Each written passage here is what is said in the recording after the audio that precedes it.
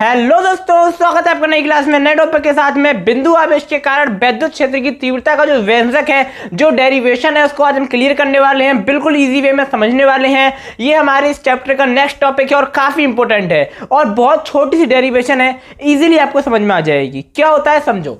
तो देखो, बिंदु आवेश के कारण वैद्युत क्षेत्र की तीव्रता बतानी है। कैसे बताओगे? देखो, आप जानते हो तीव्रता क्या होती है, E = F अपॉन में Q नॉट।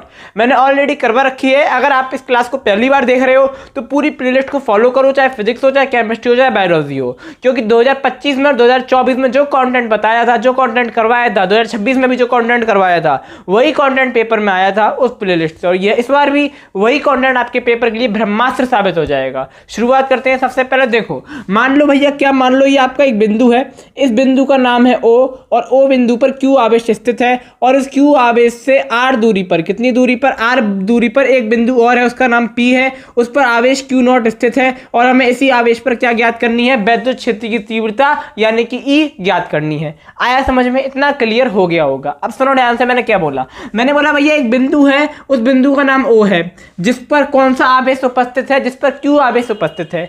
इस आवेश से R दूरी पर, कितनी दूरी पर? R दूरी पर एक बिंदु P है, उस बिंदु P पर Q नॉट आवेश उपस्थित है। कौन सा आवेश? Q नॉट यानी कि परीक्षण आवेश उपस्थित है। इतना आप लिख सकते हो अपने आप लिख दोगे। क्या लिखोगे भैया? आप लिखोगे, माना एक बिंदु O है, O पर आवेश Q स्थित है तथा आवेश Q से R दूरी पर एक बिंदु P है जिस पर आवेश Q नॉट स्थित है। बस आपको इतना लिख देना है। उसके बाद आप क्या लिखोगे? कूलाम के नियम से। कूलाम के नियम से भैया क्या?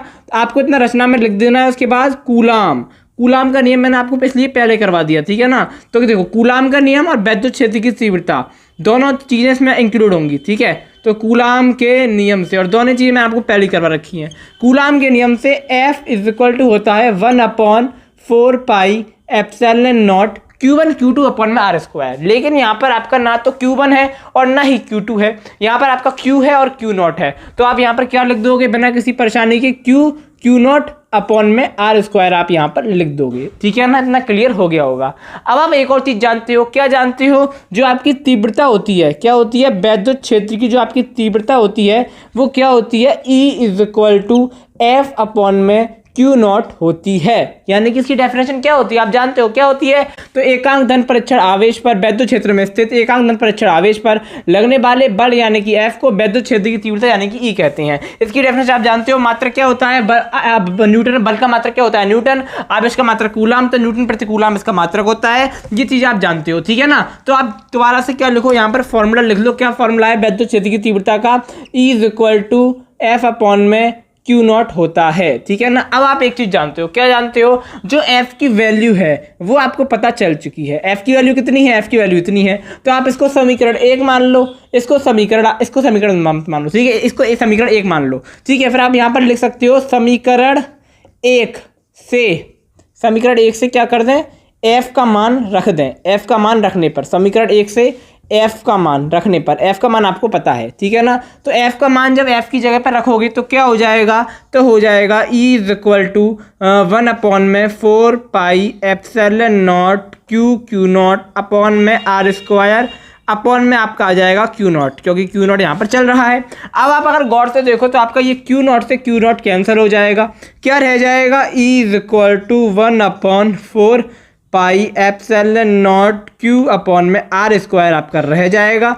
और यही आपका क्या हो जाएगा? किसी बिंदु आवेश के कारण वैद्युत क्षेत्र में वैद्युत क्षेत्र की तीव्रता का व्यंजक हो जाएगा। बहुत सिंपल है। आपने क्या किया? आपने सबसे पहले एक आवेश लिया, मतलब एक बिंदु है O, उस पर Q आवेश स्थित है, उससे R दूरी पर एक बिंदु P है जिस पर क्या स्थित है? आवेश Q नॉट स्थित है, यानी कि परीक्षण आवेश स्थित है। आपने क्या लिया? कूलाम का नियम लिया। कूलाम के नियम से क्या हुआ? F = 1/4 pi epsilon not Q not upon में R स्क्वायर हो गया। फिर आपने क्या किया? वैद्युत क्षेत्र की तीव्रता का फॉर्मूला लिखा। क्या फॉर्मूला है? E = F अपॉन में Q नॉट। F के स्थान पर आपने F की वैल्यू लिखी। जैसे ही F की वैल्यू लिखी तो यहाँ पर क्या हो गया? आपका Q नॉट से Q नॉट कैंसिल हो गया।